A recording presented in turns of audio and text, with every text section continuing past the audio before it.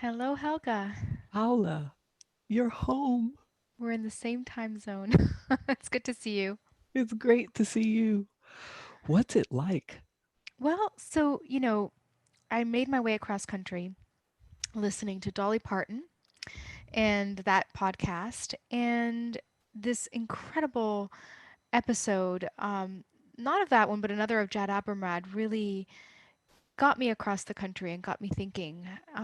So, in a way, it was great coming because I had great storytelling. I'm going to tell you the story real quick. But being back in New York is weird. At the moment, I'm still, um, you know, figuring out how to be. But I'll tell you, this episode, which really got me, was about this octopus that was found miles beneath or very, very, very deep in the ocean off the west coast. And the episode was called Octomom, which is what got me. I was like, oh, I have to listen to this one. And they find this octopus, and she has underneath her 100 eggs. And, she wasn't giving birth anytime soon. Anyway, the episode tracks 5 years of a slow starvation of this incredible octopus as she's watching and nurturing these babies. And the way that it made me think about how this compartmentalization of survival was occurring as she was dying. And that's a bleak way, but it makes me think also about how we're living this moment and how, how to take the things that are kind of happening and how to find a way to survive it so that we can get to the finish line.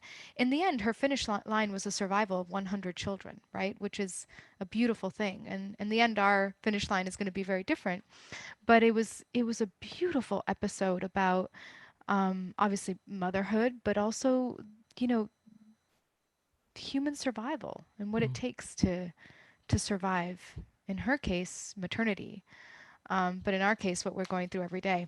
So these are the stories that got me across country, um, and here I am. And I am in the Berkshires. I'm in Williamstown. And it's so interesting. I'm looking out of this window in front of me, and the people next door are winterizing their home.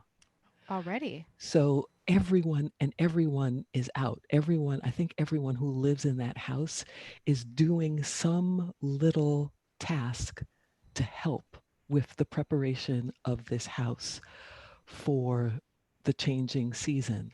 Mm, And it is this metaphor, right? That it's everyone has a job, has a thing that they can do to help, right. that is sticking with me in this moment. So I'm really glad that you're home. And I needed very much to not be in the city. And I have a lot of love and gratitude for my friends who have opened their home to me, uh, so that I can. It's so quiet here, my ears are ringing.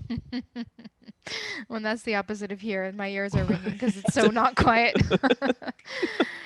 But this week we're gearing towards the end of our master classes, which makes me sad. But on the other hand, I'm also really excited about this week and how it's played out, and just to have two artists and creative forces that I admire, that we admire so much, and Bob Wilson, who was on Wednesday, Mhm. and today Trimpin.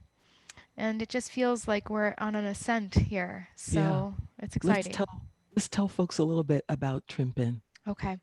So Trimpin was the son of a brass and a woodwind player, and he spent much of his childhood and young adulthood playing with both traditional and non-traditional musical instruments, investigating the sound components of such objects as the radio and lines of wire. He built his first sound sculpture at the age of 8 at his home in Germany, and he later apprenticed as an electromechanical engineer, furthering his interest in acoustic sound spatialization. He moved to the United States in 1980 for the simple reason that in the US he would have larger access to antiquated technological components which were scarce in Europe at the time. He's an incredible artist, sound sculptor, engineer, inventor, composer who combines wild musical invention and kinetics with homegrown computer technology.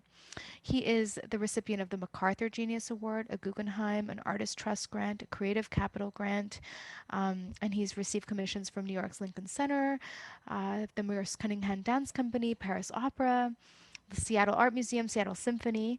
And Trimpin has no art dealer, no gallery, no website, no cell phone. And it has been said that he dislikes recorded music and disdains loudspeakers, but I want to ask him about that. So let's Yes, bring him on. let's. Trimpin, Here hi. you are. It's good to see you. Hello, everybody. Hello, we're so happy you're with us. Trimpin, tell us where you are and then how you are in this moment. Well, I'm in Seattle in my home studio, kind of a makeshift studio at the moment, because my real studio or my original studio, which I had for 40 years, is empty right now. So I'm in the process of moving into a different new space. So that's kind of the occupation lately. I have to sort out millions of strange parts, and so I had boxes and boxes full of stuff. And but on the other side, I'm also doing very well, even in these strange times. I just finished a commission, an outdoor sound sculpture at Caramore Oh, I in love that New one. York. It's So it's a beautiful beautiful. setting, and they have the 75th anniversary of the music. Every year a music festival at Caramore. So I got a commission to do a permanent piece, because Caramore is also one of the very few places where they have sound art every year as an exhibit, where different sound artists have the opportunity to uh, uh, install their pieces for a whole summer or longer. So it's just a beautiful place to be there. So I just came back from New York, and I was supposed to go back 2 weeks later to finish and for the opening. But then Washington State was on the list not to enter New York because of the pandemic, and I didn't want to go for 2 weeks Quarantine. into Yeah. in the quarantine. So I'm here in So Seattle. Trimpin, I was going to be at Caramore because I had a big string quartet commission premiering this summer, and that's why I know about your beautiful sound sculpture, which, if I'm correct, is shaped like a C and can be played by different people, but also has its own kind of compositions built into the chimes. Is that right? Right? It's a installation with 24, like, two octaves of chimes, Mm-hmm. and they are all mechanically activated. So you can compose for the piece, and there's a push button or an app. You can start the composition just pushing the button, and then different compositions can be played. And composers are already invited from Caramore to compose for this new piece. Unfortunately, it was supposed to open this summer, but now it looks like it will be opening next summer. Wow, I can't wait. It's beautiful. It's interesting because we're going to listen today to a different type of quartet. But you have said in the past that before you take on a commission, that you acoustically map a space and you really take into the picture the space within which you're creating. And I'm wondering, for a piece like the one we're about to hear, maybe you could tell us a little bit. This was not a commission, right? This was something that you set out to do, or am I wrong? The piece we're about to hear for invented cellos. Right. It's eventually it will be, hopefully it will be a commission, because it's right now work in progress. Okay. And I used, like, from the commission I got from the Seattle Symphony 70 years ago, I did a site-specific piece where I actually measured all the distances in the space, and the musicians that was located at a particular space, because the piece was about how you move sound through space. And so that was almost my interest from very early age on. Like, my father took me once into the forest to play duets. And I thought, what a stupid idea to go into the forest to play duets. But this was the first time, and I was probably 10 years old, a way where I opened my ears, because suddenly hearing the birds singing, hearing the echoes, hearing the whole environment, the wind in the trees. And so from this moment on, I thought, I want to investigate more what is acoustically going on with our ears and brain. So since then, I am working mostly with pure acoustical instruments, but I try to move the sound through space, through the environment, where we as listener kind of get a different kind of experience how we are listening to sound. That's fascinating. And go ahead, Helga, sorry. No, you go ahead. So I was going to say, so the piece that we're going to listen to something, we like to kind of dive into music first. It has a quartet with interesting names: Charlotte, George, Charles, and Charlie, and then a live cellist. Can you tell us a little bit, just maybe frame what we're about to see? Like I mentioned, it's just like work in progress. So I used the fifth and sixth movement from the Symphony Commission to rearrange it for the so-called cello quartet. And the cello quartet, I will explain it in the next sequence. But it's again using also dancers. There will be dancers involved. And to round up the movements, it's not just like a physical movement with the dancers, it's also an acoustical movement with the sound, because the cellos are actually running around on stage while they are playing. They have wheels, they are motorized, and they are a part of the choreography of the dancers while they are mingling with the dancers. At the same time they are playing, but they are not particularly just playing the typical sounds, like all the cellos are prepared in a way, but the live cellist actually sits also on a movable platform, which also moves through the whole stage design. So that's all right now still a concept. It's not completed yet, but we will see how, like certain parts are developing slowly. That's very exciting. Let's see, and let's hear. Yes. Here we go. About 7 years ago, I was commissioned by the Seattle Symphony to be composer in residence, to work on a new composition called Above, Below, and In Between. It was a composition for small orchestra and mechatronic instruments, like mechanical MIDI controlled instruments.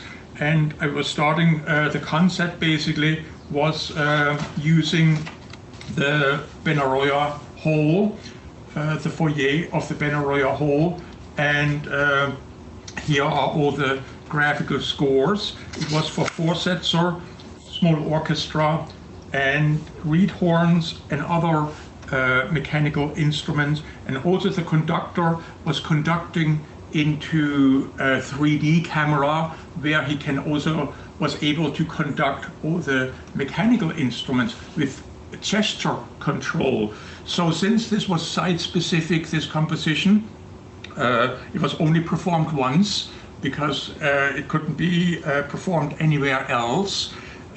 So I decided to use the fifth and sixth movement to rearrange for a new project called the Cello Quartet. The Cello Quartet consists of the trio. The trio is basically our three autonomous cellos. One has, instead of a bow, has actually a wooden saw which cuts into the cello. The other cello is a bass string contraption cello which plays the bass part. And the third cello has like two trombone bells built in for the brass sound of a trombone. There is also the other element is the human element, is the live cellist, also on a movable platform while playing. The live cellist is moving on stage, as well also the three autonomous cellos. They also on wheels, on hover wheels, so they can freely move around on stage while they are playing. There's also like the four-setzer. It's a mechanical player piano, a MIDI controlled player piano, which is also a part. And then dancers are also part of the performance to complete the movement of the acoustic of the sound, as well as a movement of the dancers. So each cello has also a name named after different people. Like this is the prepared cello, which has a woodworking hand saw, and it's named after Charlotte Moorman because she experimented a lot with cellos.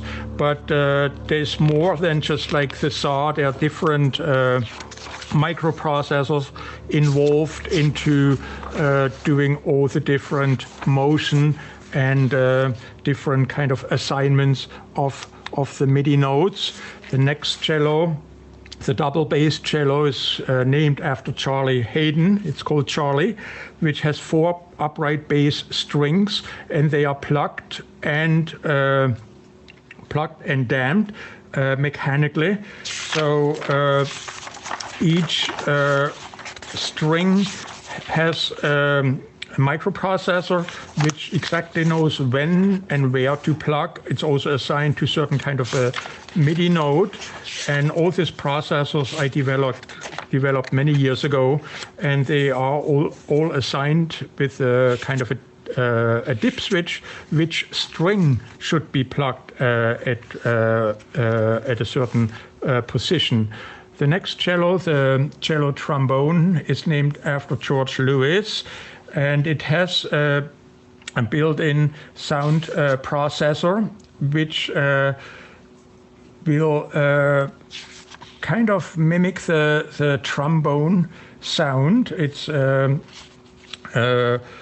instrument just with this one particular sound, but it also has like all the same kind of circuitry with the wheels, so it's moving around with a line tracer, and so that's all the different kind of processors and electronic involved to get all these cellos moving.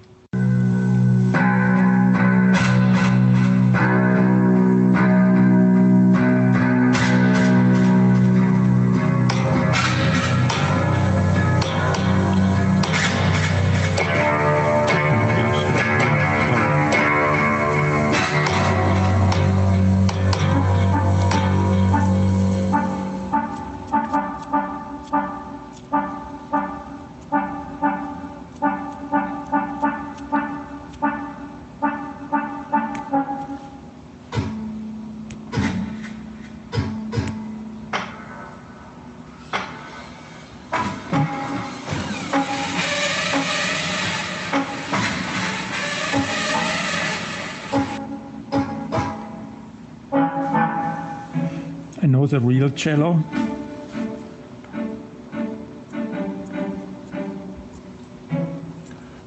Bum, bum, bum, bum, bum, bum, bum, bum, bum, bum, bum, bum, bum, bum, bum, bum, bum, bum, bum. Yep.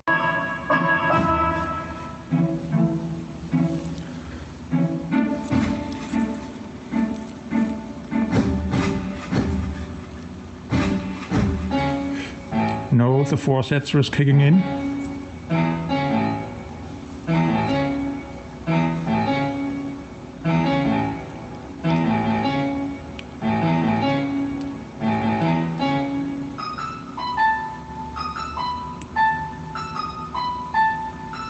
And so the cello.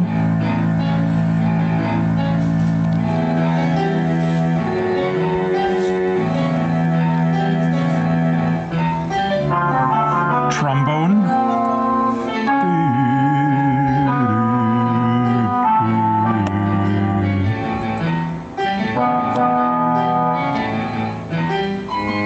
Cello.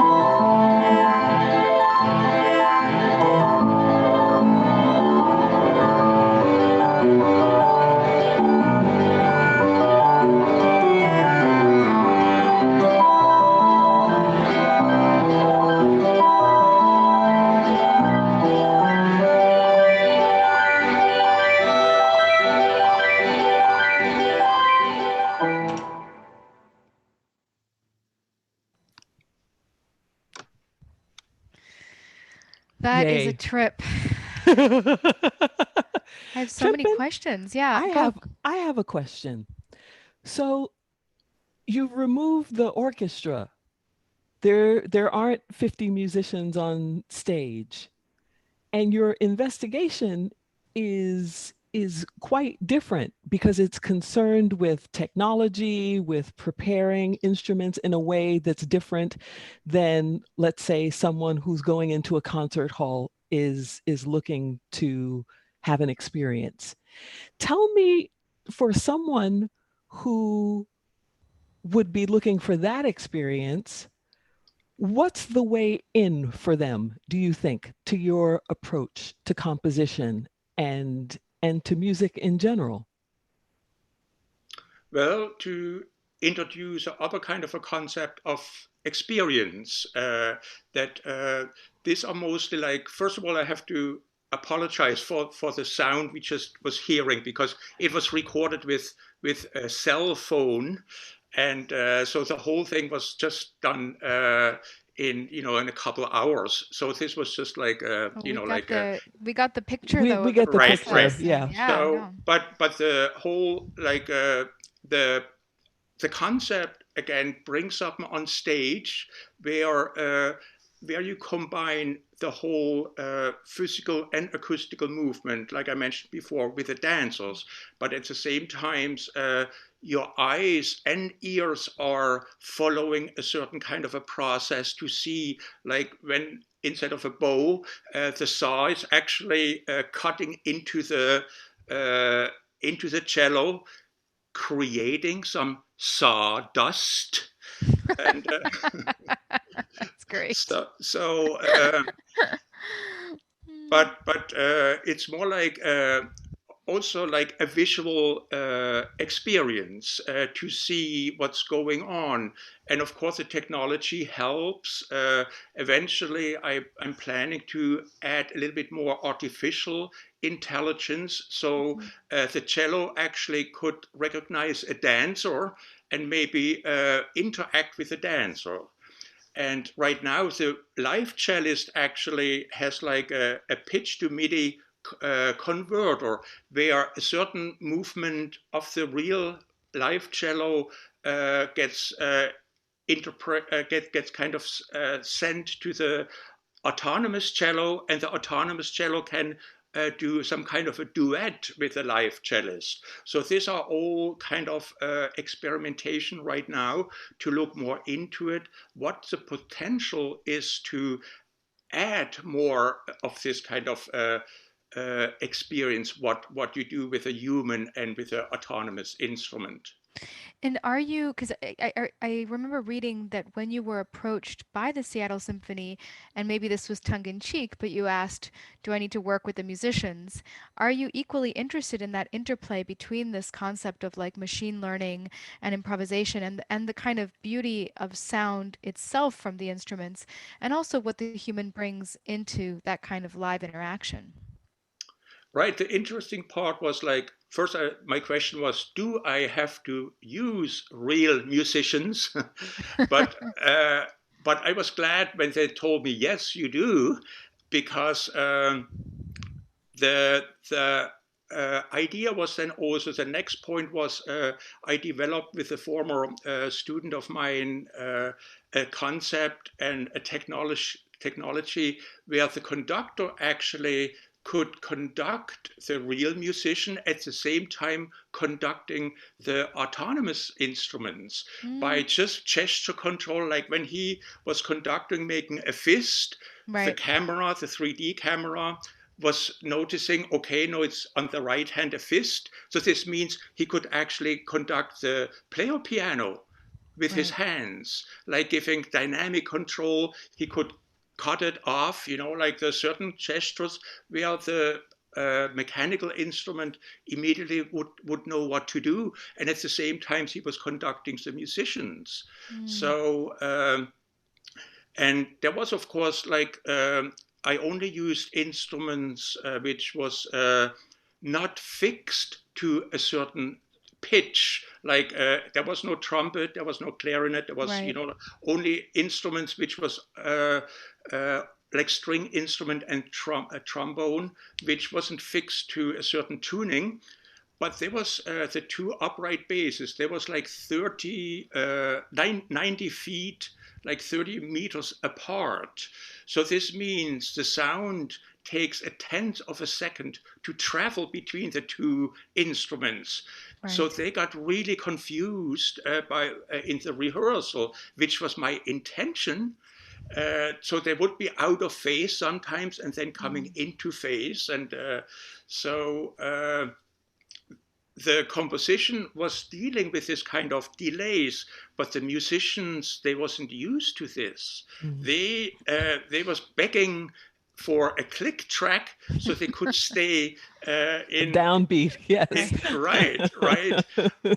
But I said, yeah, go ahead. What do you think the implications are then for this music and for your approach to composition for these times, especially when I think about your already having thought about what it is to separate instruments, to separate people, and that everyone is consumed now with this question of how we're going to return to the concert hall and what that means for what kind of experience we can have, what kind of musical experience we can have. It seems that you are already considering this and have considered this in your work for a long time. But speak a little bit about what you feel the implications for your approach are to the return of a potential concert hall of any kind. So from the beginning, my interest was never to replace acoustic instrument or a musician with a machine. Like a human is still way better than any machine. But the difference, we can explore what a machine is doing better on a certain kind of an instrument, like more kind of experimenting with certain different sounds to create on an existing real, traditional instrument. So that's more like the focus, my focus in experimenting what a human and a machine, what can do they together better maybe to achieve in terms of sound. Like we was always like in a typical concert situation, the audience is sitting in front of the orchestra and the sound always comes from one location. But my interest was always to move the sound around, to explore different ways how we perceive sound. And of course, Henry Brand, the composer Henry Brand, he explored this many, many years ago, where he was putting certain parts of the orchestra in different location in the concert hall. So I learned a lot. I actually worked with Henry Brand before on some projects, and he is one of my mentor, and he was one of my mentor, and I learned a lot from him. So that's kind of my kind of way to explore, to expand and extend the possibilities, what we can do with traditional instruments, with a concert hall, with an orchestra, so to introduce different concepts. So I have a question that I've always been curious about with your work, and it was so helpful, to see the video, because it was as I imagined, that you compose across all these different ways. And so I'm curious for our listeners, if you could talk a little bit about, say, in approaching this piece, you have the processors and the kind of technology, you have the drawings, you have the idea of conceptual space and architecture, then you have the composition.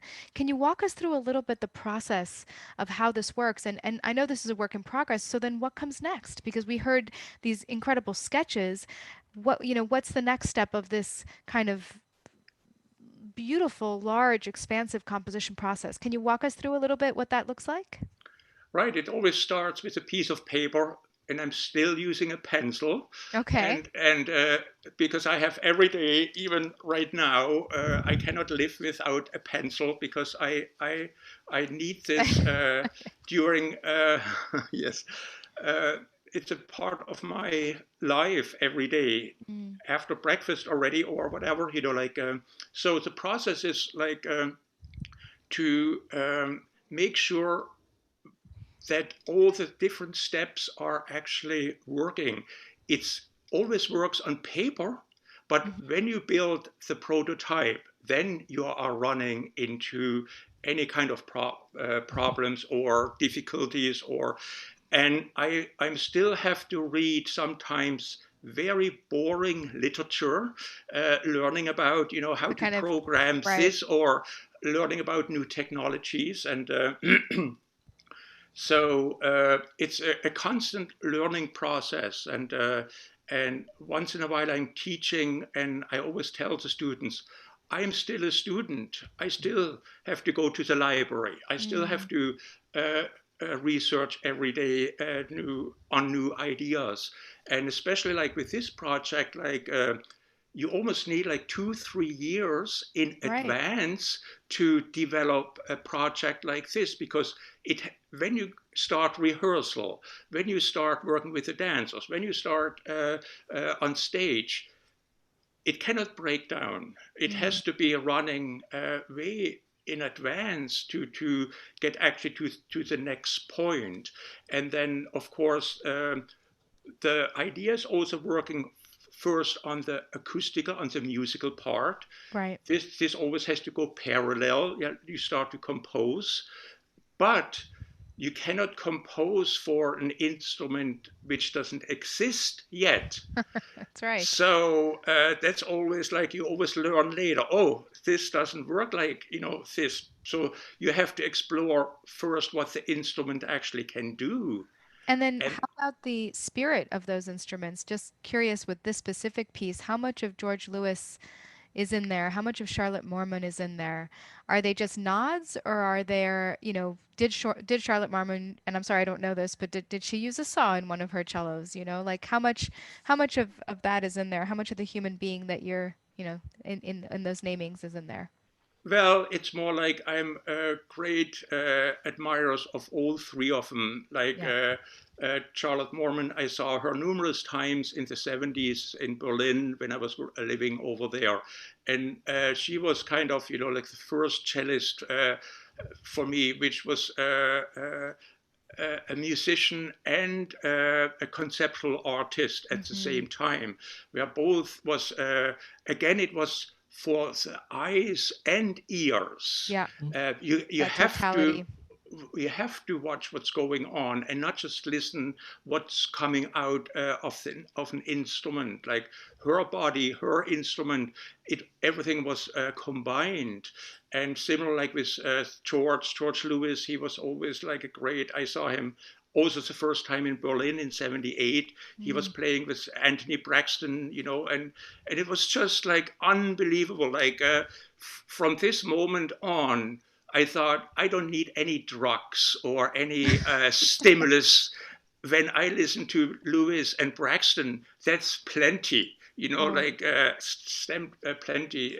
What about that music? But what was in that music? What experience were you having that made you feel that way? What was it about their playing or about their approach? Right, it was music I never heard before. I was trained as a conventional, traditional on traditional instrument, but they could express something out of a trombone, out of a saxophone. What was impossible for me to understand first. Like I never heard something like this, and it was just like everything changed. Listening to music like this, and so yeah, go ahead. Do you feel like you understand it now, and where is it present in your own work? What you heard or what you felt about what you heard? I still have to listen much more, and I'm more a listener I have to listen live. I have to be in the space to appreciate. And I don't think I ever bought a CD in my entire life. I got stacks of CDs from friends, composer friends, but they are still sealed.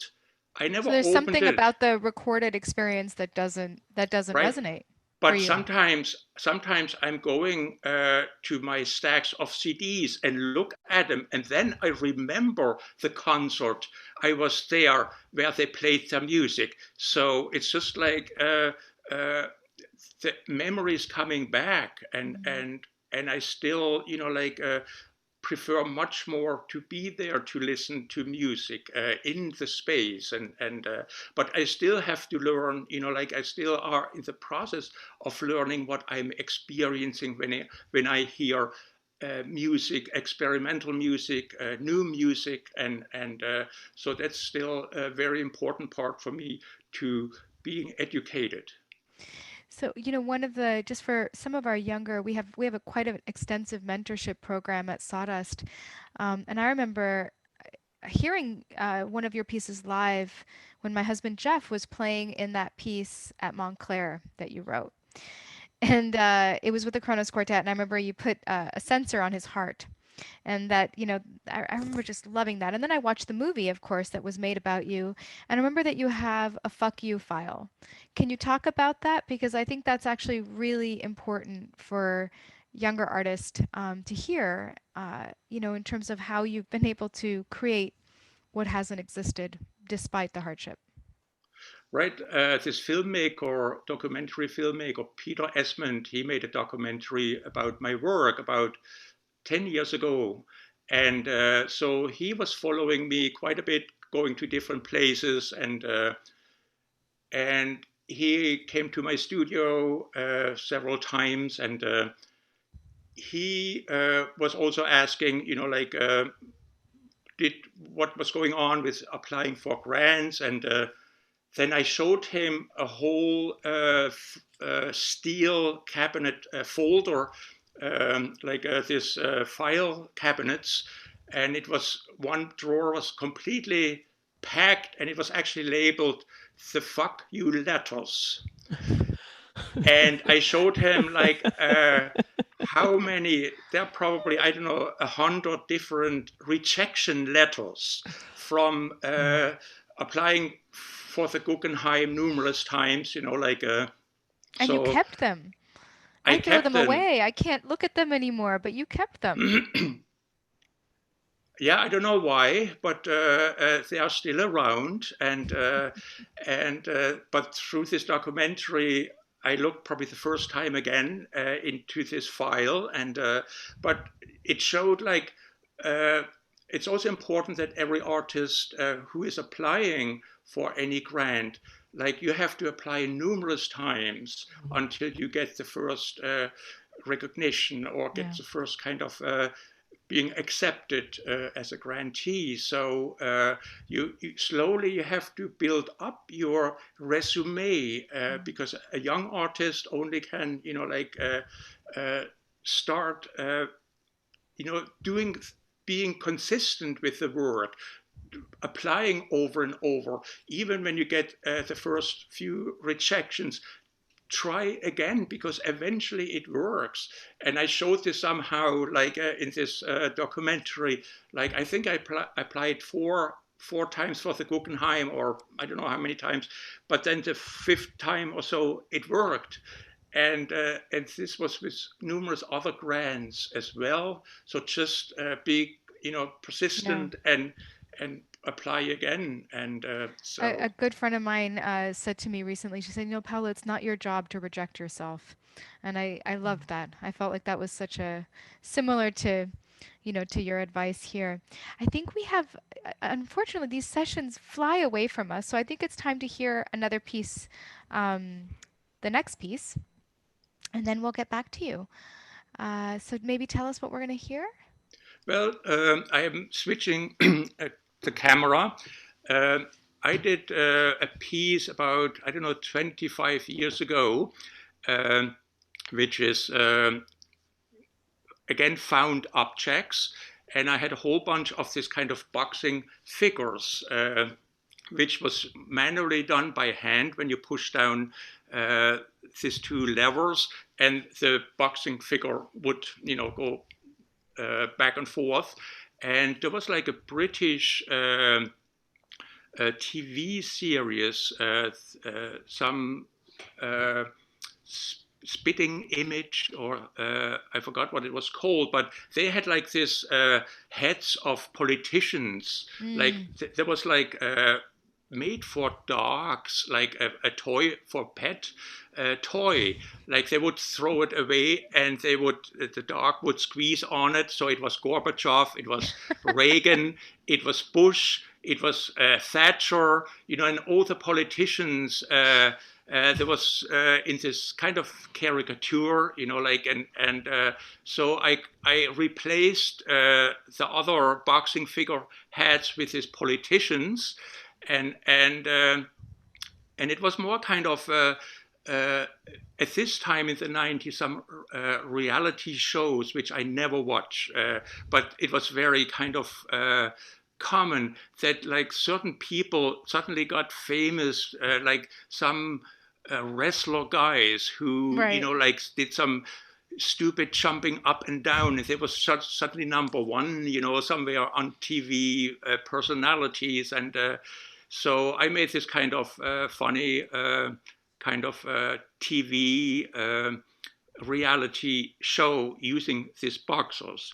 So I have to switch the camera and set it up a little bit.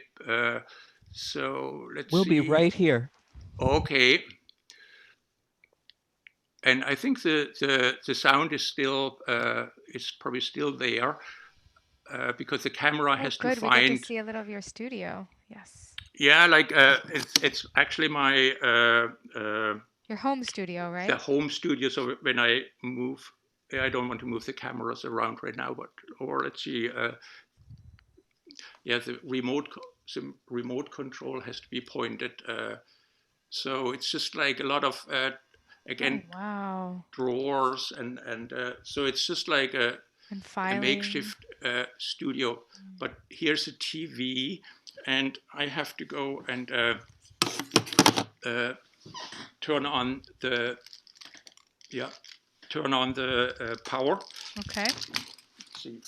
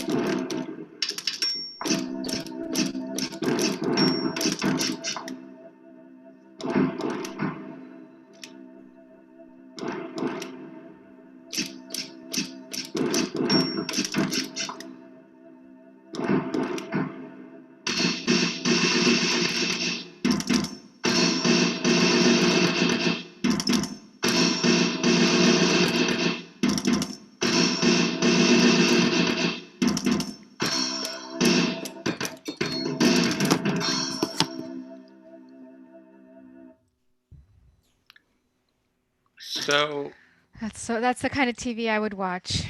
it's sorry about the light situation, but there's also Rambo Yeah. is in there. Mr. T is conducting, and what you don't see, like in on the corner back there, like there was the old Bush fighting with Thatcher, and Reagan was fighting with Gorbachev, Uh-huh. and but what you don't see, like the Superman back there who holds Barbie, and Batman also, like so Barbie and Superman. So all these figures are kind of And the American. right, where is the music being created in this? Is it like a music box, or how is it amplified? Because we're hearing it really well. And I see Uh, that the boxing is like the drums, but like how can you explain a little bit of the mechanics behind it? right, it's just like a MIDI sequence of playing. Okay. There's it's coin operated. Usually, you put in 25 cents, and then and every time you put in new money, a different piece is playing, and it's just like right now you push the button, and then or putting the 25 cents in there, and then something else is playing, and Oh, it's so just like there's different pieces. right. So when I push the button again, I see. Oh, okay, got it. I can unplug it and go back. That's so great. Okay, I'm switching the camera. Okay. It's amazing. Wow. So I think let's see if we can get Helga back. I was thinking a little bit about this in thinking of you, and two things struck me. One is that you devoted a lot of time kind of making sure that the canon of Nankara was preserved, and just in terms of what you did for that, I think is so important. And then I was thinking about younger students and students who get to study with you, and what that's like. So I was wondering if you could tell us a little bit. I imagine it almost like an apprentice studio, but what role what role do youngsters play in in your practice? And the way you think. Well, that's very important for me to be like teaching. I have short kind of. I don't want to be a full-time teacher, Hmm. but since over 10 years or almost 15 years, I'm doing every year at Cal Arts a workshop at the beginning of the semester for a week, and then the end of the semester for a week. Hmm. So the students will get some kind of assignment to come up with creating a new interface, a new instrument, which cannot be, Googled or cannot be bought on Amazon. It has to be completely a new idea. And that's also for me very important to work with students in this way. And interestingly, with most of the students, I'm still in contact after 5 years, 8 years. So, Nice. so we are still communicating somehow when there are certain kind of questions or when something is needed. And Hmm. like for the gesture control with a conductor with the Seattle Symphony, Dimitri Diakopoulos from Cal Arts, he helped me to write the code, or he wrote the Right. code for doing the gesture control that a Xbox from Microsoft, like a 3D camera, can be used for a conductor to conduct mechanical instruments. Hmm. So this was kind of the interaction with students we have, and with numerous other students, I'm still in contact. When I get a commission and where there is some kind of expertise needed, which I don't have, I will contact my former students, and they can solve the problem.